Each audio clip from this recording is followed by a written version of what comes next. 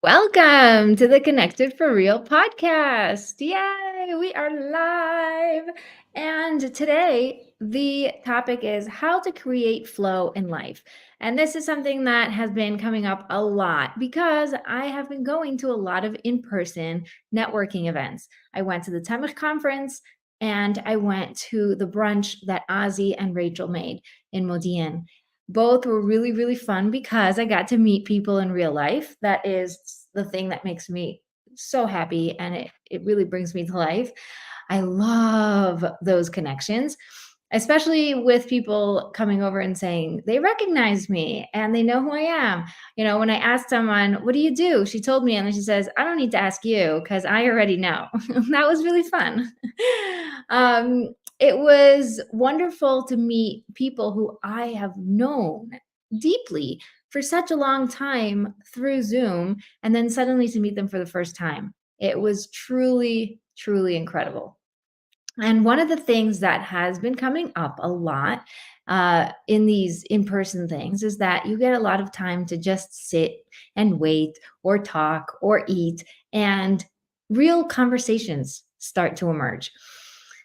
In one of these real conversations, somebody asked me, "How do you do it? How do you do it? I see all the things you're doing. I've watched you for the last, I don't know, almost over 3 years. And I just don't understand." And I said, "I don't know, what don't you understand? Like, this is what I do. This is what I help people do. It's what I, this is it." To me, it comes very naturally because I've been working on this for so long. But she forced me to have to think about, what do you do? How do you do it? You have 7 kids. And then she found out that my parents live upstairs from me. So it's like, yeah, and that. You have all these things going on and all these people and all these technical things that have to be done. How do you do it? And so I said, "Oh, it's easy. You bring God into it and everything just flows." And she looked at me and was like, "No, but you still have to do dishes and you still have to go shopping and you still have to cook and clean and do all the things." Right. And it got me thinking. So today's podcast is dedicated to you. And you know who you are, the person who asked me this, because it is such a good question. And it got my wheels turning. And I want to address those things here live because I think that it's the question that most people are asking themselves when they approach someone like me, right? Somebody who has been working a long time to intentionalize their life. And I just made up a word, I think, but it's a cool way to think about it. So let's start with what is flow and actually what is the opposite of flow. And we're going to really get in some real insights with this question. So I was thinking, when was my life totally out of flow, super choppy, negative energy? I was totally overwhelmed. I I saw myself like in my, oh my gosh, it brought me back like whoosh all the way back to those days that I had like 4 kids, 5 kids. By the way, for the record, as of now, I have 7 kids. So if you hear this in the future, I'm not pregnant, but who knows? Um, this is should make you laugh or smile at least. Um, anyway, so I had, 4 or 5 kids, and I was running after like doing the dishes, making the food, burning the food. The baby is crying. This one is fighting. She pulled my hair, and the water is spilled. And who spilled all the cornflakes all over the place? The things all the details that you remember when you're thrown back that far. And I just remember feeling this overwhelm that wasn't even like, overwhelm is a nice way of putting it. It was like everything, too much, too many, too not enough, right? Not enough time, not enough energy, too much noise, too much going on. I always burnt my food because I would put up the pot and then have to sit down to nurse. And then suddenly the pot is, started burning. So I would jump up and try to save it somehow. And I would always mess it up. And then perfect timing, my husband would come home and start giving me the speech of a lifetime of how I shouldn't put the pot on high because then I am obviously bound to burn it. And if I'm going to leave the stove, I should lower it to low. And I shouldn't be cooking if I'm not going to be able to be present with the food and being taking responsibility. I felt very criticized, very looked down upon. I felt very bad and ashamed about myself. And I just felt like I cannot do this. It's not my thing. Just get me out of here. Done, over, finished, goodbye. And and I'm talking to people and I'm realizing that was a very normal feeling. And so no shame about feeling this way, and also no shame if you're feeling this way. It just is what it is. It's the culmination of all the things coming together, usually at around like 5 o'clock, 6 o'clock, when you are the most exhausted, when you've had too many things to do and you haven't done all of them. So you're not feeling like enough anyway. And there's just a piling up of things and noise and stuff. I have a friend who called this muchness, like there's just too muchness. um, and that is the lack of flow. That's the lack of flow. It's the feeling that you get when there's just, I don't know, it feels hopeless. It feels yucky. And you go to sleep exhausted. I was we were talking about this yesterday at the brunch. And and I said, and then someone said something about being so exhausted that like, because I tell people I'm a marriage coach, one of the things that we talk about is intimacy, right? And it's like, how do you even get to that after a day like that? Right? You feel so low about yourself. He just gave you a whole speech about how you should eat food. And now he has to like go figure something out. And you're just too tired anyway, like, ugh. So everything sort of just felt stuck and icky and gross. And that's the description of no flow. Okay. Fast forward to now, or, I think I would say my big breakthrough was 5 years ago when I was pregnant with my number 6. And as I told you, now I have 7. So it was a while ago. Her birthday is coming up. I started becoming intentional when I was pregnant with her. I knew I was pregnant. I thought, I want to be intentional about this. People told me that, postpartum depression is very common in later births because you don't expect it and you think you can do this and don't worry about it. I got it all down. And then it hits you and you're like, oh, what do I do?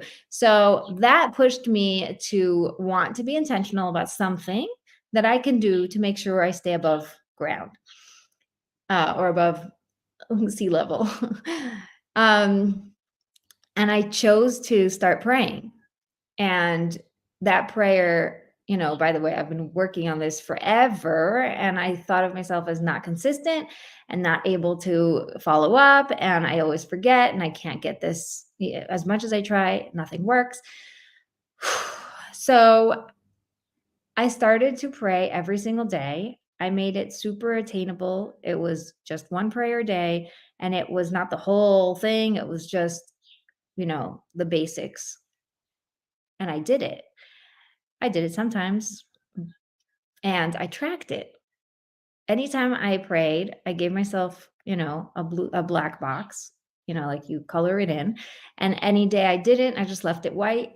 And I wanted to track how many days in a row, how I'm doing. Am I getting mostly good results? Am I really that off? And with the months, I started seeing that it's taking off. It's actually working. I'm becoming consistent. And it was really fun. Now, this on itself is a super cool story because I changed a belief about myself. I no longer think that I can't be consistent because I've proven to myself that I can be consistent. But it also brought with it this uncovering of an entire new reality. And the new reality was that I was, stopping every single day for, I don't know, 5 minutes and speaking to God. I was actually pausing and saying, God, what do you want? How can I serve you? I want your will. And if I don't know what you want, and then I can't know what I want, so help me know and guide me and show me and help me.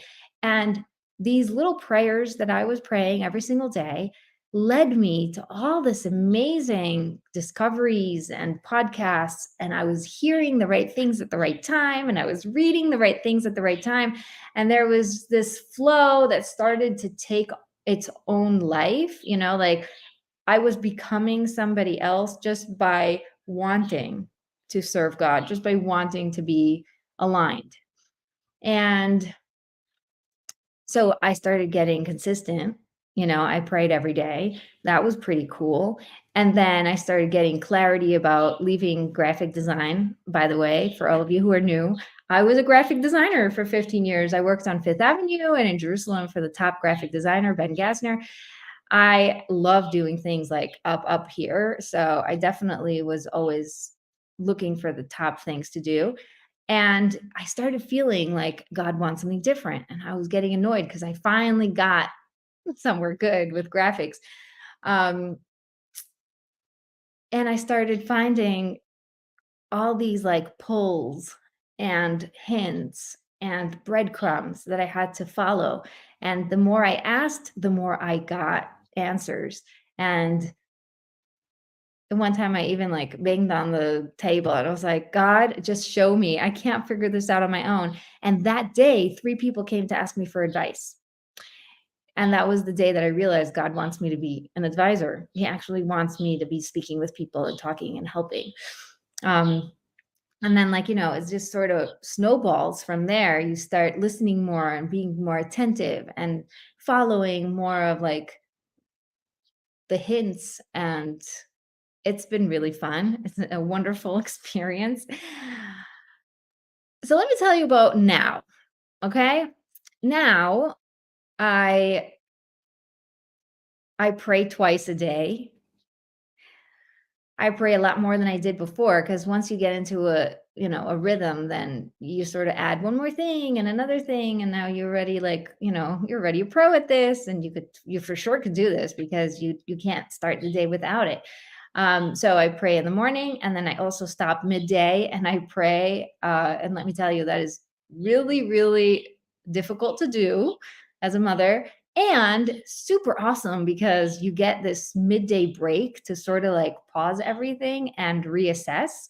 So I highly recommend it, even though past me would be like shocked that I succeeded in doing such a thing.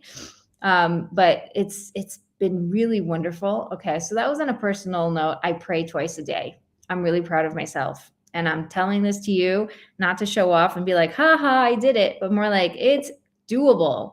It's doable to do the things that you want to do when you are willing to question the beliefs about yourself. I am not consistent. I can't do it. I'm just not the type.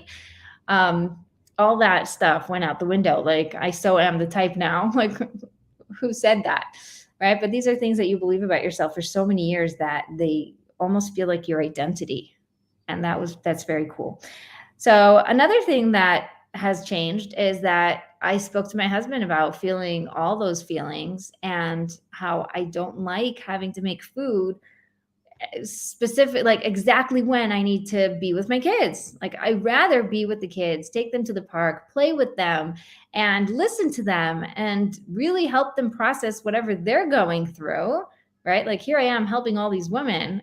I want to help my kids. I want to be able to listen to them and speak to them. And the best time is from 4 to 6, right? And like that's supper time. That was the hardest time for me because I was trying to do too many things.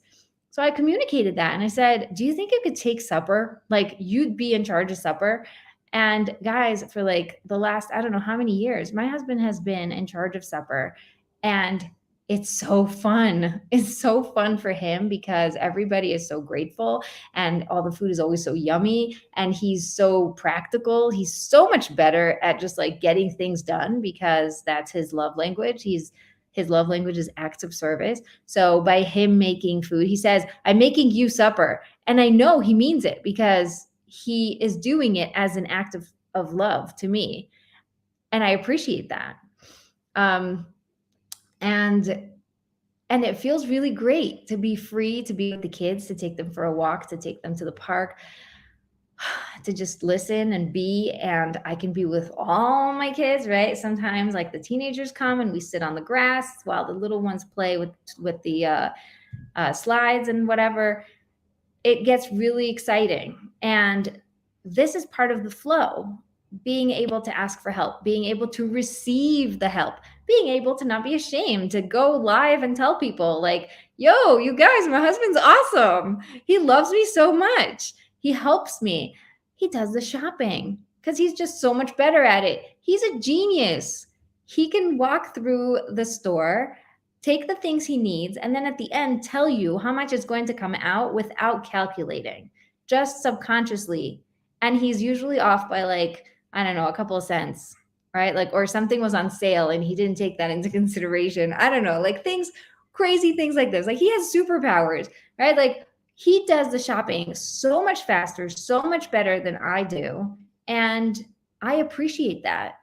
And I love that. And I love that he loves me so much that he's willing to do things, even if it's not his ideal way of spending his time. We are a team and he has full partnership over this. So it feels really, really nice. I'm pinching myself, right? Because in the past, I used to think like some of my thoughts and if you look at my journal, like this is journal number 12 I'm holding right now. So you could hear like there's a lot going on, right? That I've downloaded onto paper from my brain. And in the early days, I have journal entries that are like, he doesn't care. He doesn't care about me. He's just like blah, blah, blah, right? Like all this negativity and all this belief that what am I even doing here? Blah, blah, blah. Nobody appreciates me. A lot of that icky stuff that didn't sit right. It didn't sit right. And I'm really grateful for all the coaching I got. I've been investing in coaching for since COVID hit, and I am so grateful. So grateful. I probably can pinpoint every step of the way to something that one of my coaches said or that I had to go through and experience for myself that was assisted by a coach. Certain exercises that we had to do that pulled out truths out of me. And let me tell you, the truth is that God loves you. Your husband loves you. You're here to enjoy. Yes, you're here to work, but you're not here to suffer, right? And the work is to serve God. And that isn't supposed to be hard work. It's meant to be fulfilling work. And when you get all these things to align, everything starts to flow. And I wonder if I'm able to express clearly enough what flow means if you haven't felt it and if you haven't experienced it. It feels crazy. It feels like somebody else, if somebody would have told me you can have flow, I'd be like, right. Yeah, they don't know what they're talking about. It's crazy, right? It feels unattainable. But I am here on the other side telling you, not only is it attainable, it's easier than you think it is. And there are steps to take and systems to follow that actually get you there. Okay. Now, when I was asked many years ago, when I was starting my business, right, I told you I was transitioning from graphic design to coaching. I became a marriage coach specifically for women in business because that intersection fascinates me. And that is where I am and I have been my whole life. So my friends who saw me starting to come alive and really, become who I am today were blown away because it's not only internal, it's an inside job, but it ends up coming out and looking different, right? Like I stand differently, I act differently, I receive differently. I am way happier, way more fulfilled, way more positive. I was always a positive person, but there was always an undertone of like, Ugh, okay. And I'm saying this 100% honest about myself. I know it, And so there is, they were asking me how I got there. Like, what did you do? Right? Exactly what that girl asked me in that networking event when we were eating. How do you do it? What did you do? And the answer came in a method, because I like things to have structure and I'm very practical. So the method is called the CALM method. Okay. CALM, CALM, the 4 steps to find flow.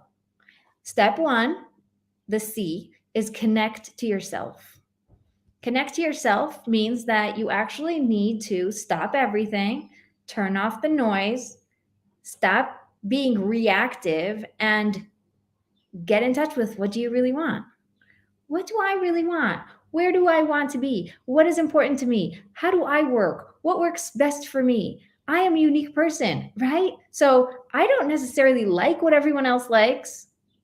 I don't need to do what everybody else is doing. I don't need to do it the way they're doing it. I need to find what works for me. I need to hear what I want. And maybe for someone else, something else works. And that's okay, because that's theirs. My responsibility, step 1, is to get in touch with myself, connect to myself. So that's step 1. Step 2 is ask for abundance. Ask for abundance means that after I get in touch with what I want, I turn up and I come to God. Now, you would think that God should come first. And yes, you were right. God is always first. He's the core of everything. He's the reason why we're here and all that good stuff.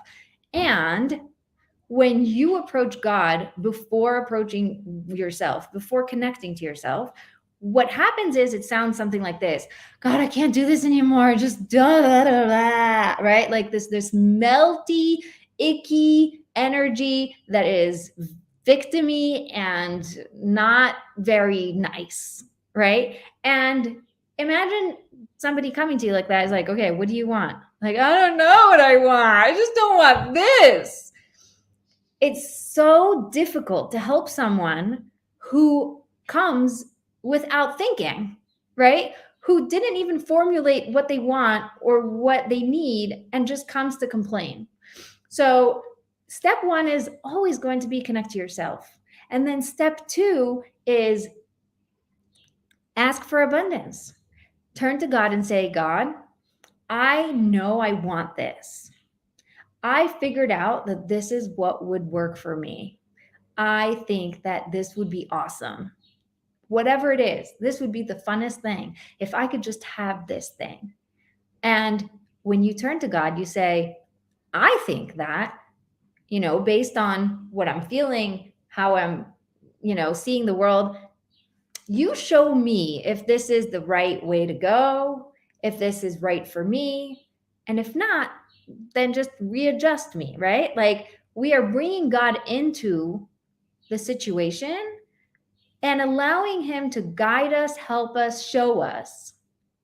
And then that starts to move things in the right direction. Now, here's the third part, right? We had connect to yourself, ask for abundance, listen for the answer. The third step is listen for the answer. And I'm going to tell you something really honestly.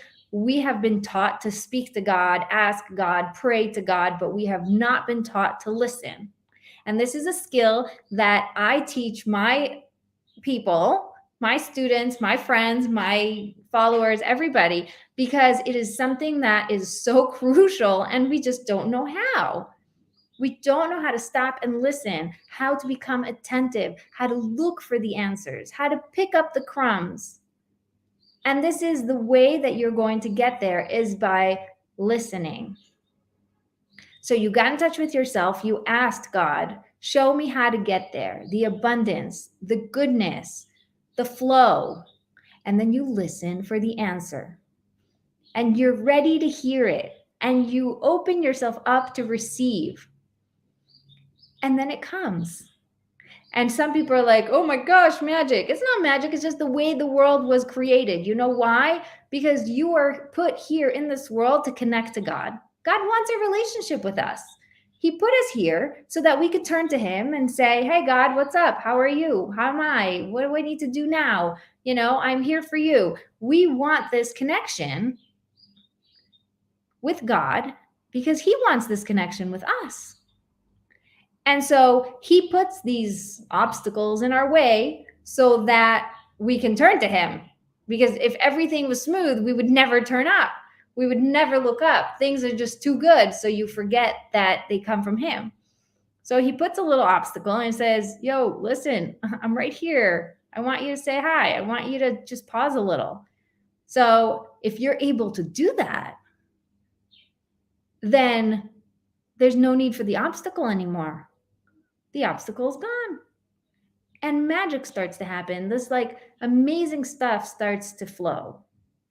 The abundance, the beauty, the wonders, the everything that's so good, because God is good, right? And he wants for you to have good. And all you need to do is just create that connection. Click in. Okay, so we spoke about the 3 first steps. Connect to yourself, ask for abundance, listen for the answer. I want you to notice that connect to yourself is coming to here, to your heart, to you. You have step 1, then you turn up, that's step 2, then you turn forward, that's step 3. You're looking at reality. Step 4 is called master a higher level of consciousness. What just happened now is the natural way of the world, of things sort of just falling into place. When you connect to yourself, ask for abundance, listen for the answer, things start to move in the right direction. You're like, yes, great. Okay, next. What do I need to do next? What do I need to do next? You get into the cycle of running after the next thing. And this is how people become very addicted to the inner work and the inner discovery. And oh my gosh, this is so great. And they're in a spiritual, whirlpool of stuff. They're in the right direction, but they're not actually living. They're running after the next thing. They're never present. And master a higher level of consciousness says you are going to have to pause, celebrate, collect all the lessons, become the next level of yourself, really hone it in so that you can bring it back to yourself and use it as fuel to propel you forward. So instead of working hard, now you're working smart. Now you're actually using the experience you've just experienced to bring it back to yourself and close that circle. And now, after being able to be in that, then you can move forward. And it's going to just happen on its own because the flow is so strong.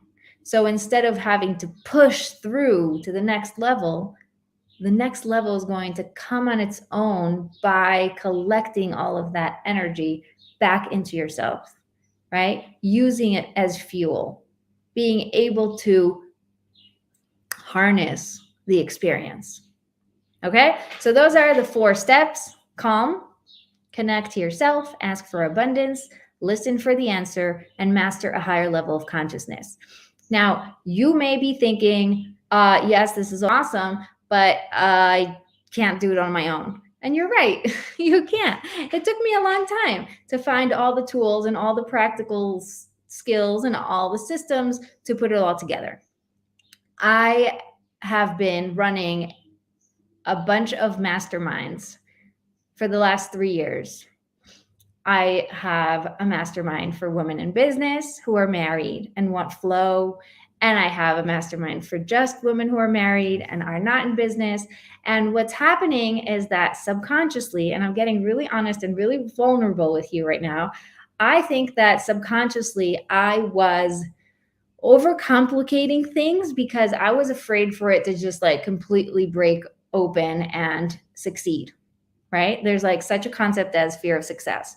And it's the opposite of fear of failure, but it ends up doing the same thing, which is protecting you from moving forward.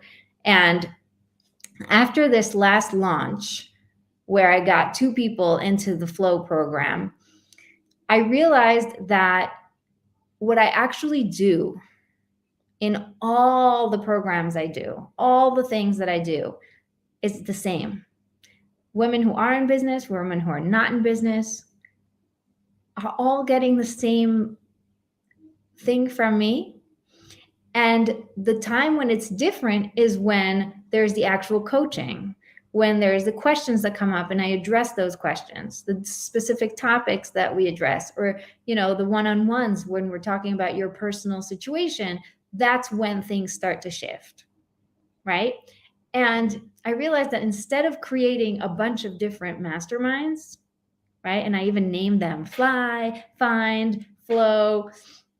And each one of those stands for different things. Very cool. I created a whole complicated, cool world. But I realized that they all lead to the same thing. And that is connected for real. You end up being so connected for real that things flow easily and smoothly. And you end up living your life from a different place. You become the person you need to become in order to do the thing you need to do. And all the difficulties and all the distractions and all the weight and the drain and the drama sort of just melt away because they're not necessary anymore, because you don't need to be woken up constantly by obstacles when you are awake, right? You don't need the phone to ring and wake you up if you're already awake. The alarm doesn't do anything. It's not there for a reason. So there's no more alarms. There's no more alerts. There's no more noise, stress, suffering, all that stuff. And so I've decided to open up Connected for Real to everyone,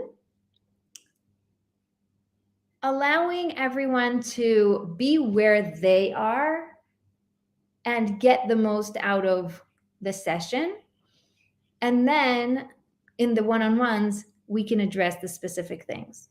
Okay. So let me tell you a little bit about the program because it's really super powerful. The actual sessions are experiential. So it's either meditation or guided visualization or something that is an exercise in connecting to God, connecting to yourself, connecting to your husband, seeing good, how to deal with perfectionism, how to deal with stress, how to deal with conflict, making a decision. We're addressed every time it's a different topic, right? And the class sort of is structured where in the beginning we do something that's experiential and you get some time for journaling, really just sort of being with it. And then we get the last couple of minutes to process and address what came up for everyone. And that's, by the way, the best part. People get to raise their hand, share, and I coach you through what you've actually experienced. So, oh my gosh, I don't know. I just saw a white cloud and I didn't really see anything. Is there something wrong with me? No, there's nothing wrong with you, right? So we talk back and forth. What do you think this is? And is it possible that it's this, that, the other? The sessions are so powerful that some of the women in the previous programs have said they don't need one-on-ones.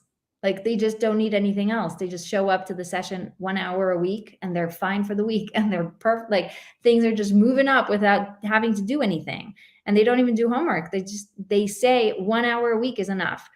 I still believe in one-on-ones. I still love getting to know you. And as you know from my business name, Connected for Real, I love connections. And so I still give you 3 one-on-ones with me. Okay. So this is a 6-month program. There is 1 hour a week that you have to show up. There is nothing you need to do before the class. There is nothing you need to do after the class. If you don't want to, you can choose to, do whatever you want. But in the session itself, you be fully present, turn off all distractions, and really arrive. It will change your life. it will change your life. And it is the system that will take you there. It is the actual roadmap. And as you know, I'm a designer, so I designed it that way. And I also feel like it's divinely designed because I would never be able to do this myself. Right? So I'm very much like receiving and then helping you through it. Another thing, some bonuses that you get is the fact that there is an entire training library of past sessions that you have access to. So if at any point you decide that you want to have a session in the middle of the night or on a day that, you just choose, you can go back and listen to the previous sessions. You can also go back and listen to whatever sessions we had live that were recorded and are in the vault. And there's a meditation library where you can do any of the meditations just on their own without any of the talking. Okay. So those are all super awesome. Of course, there's community and there's amazing people because I happen to attract all of the most awesome people in the world. Really, if you are in my world, just know you're awesome and there's something really amazing about you. That's why we're in this connection. I am not just saying that, but it's something I prayed for early on in my business. I asked God to connect me with the right people. I don't want to be dealing with the wrong crowd, like people who just want to be victims, people who want to be in the mud. Like I want to suffer. Like I don't need to deal with that. So if you're listening to me, you're probably one of those people who doesn't want to suffer, who is sick of being overwhelmed, who doesn't want to fight with her husband, doesn't want to have to, scream at her kids all day, like wants real connection. And you're also connected to God. And that's very different, by the way, from religious, observant, whatever. I don't believe any of that stuff. I don't like any labels. I know that people who are God-fearing, who have God as the center of their life, are the types of people who are going to love this program. Okay. Questions. The investment is $1,000 a month. It's actually $997 on the website. So yay. $997 a month for 6 months. There is a bonus pay in full. If you do pay in full, you get 1 month free. So it's $5,000 for 6 months. And you can work out a payment plan because I'm very flexible with that. The best way to get in touch with me and actually join is to schedule a call with me, because I'm going to be meeting with every single person who joins. There's also very limited spots. I am not letting this get too big because I love the connection. As I said, it's something that really, really motivates me to keep going when I know the stories behind the experiences, when I am able to give the support that I can give, because I pour my whole self into the mastermind and I want it to be there for you. So it's the best way to reach me is in my email, advice@connectedforreal.com. That's advice, ADVICE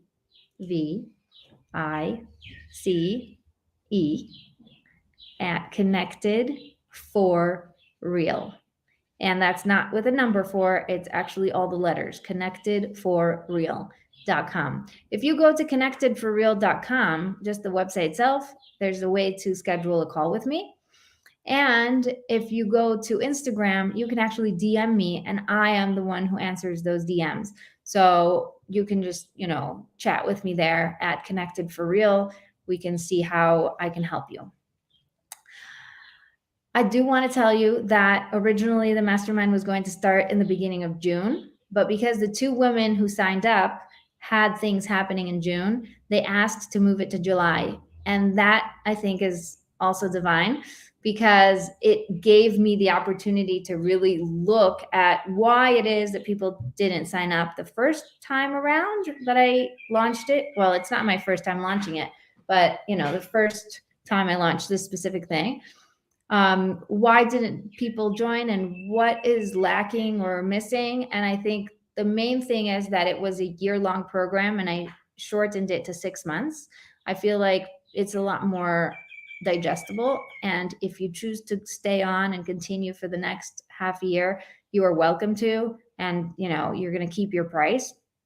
But that was one big thing that was happening, is the year-long program was too much of a commitment, I think. And you tell me, let me know if I'm right.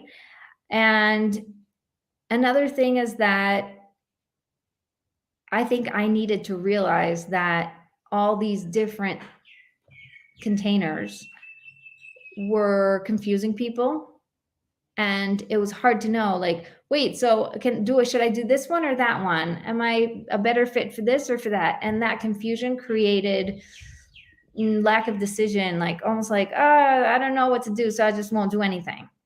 So this way, Connected for Real Mastermind is, all in one container that allows for everyone to gain the most out of it. And you're also going to get to hang out with me, which feels really nice. So I'm excited about it. I can't wait to hear you and to meet with you, because it is prerequisite to joining is that you have to speak with me. So please let me know if you need me to send you any information, or if you would like to schedule a meeting. As I said, on Instagram, it's at ConnectedForReal, and by email, it's advice@connectedforreal.com. You can also let me know here in the comments that you are watching live or that you're watching the replay, and I will get back to you. Very good. All the best. I love you all, and I can't wait to see you in the program. And if you're listening to the podcast, then make sure to check the show notes for all the links and the details.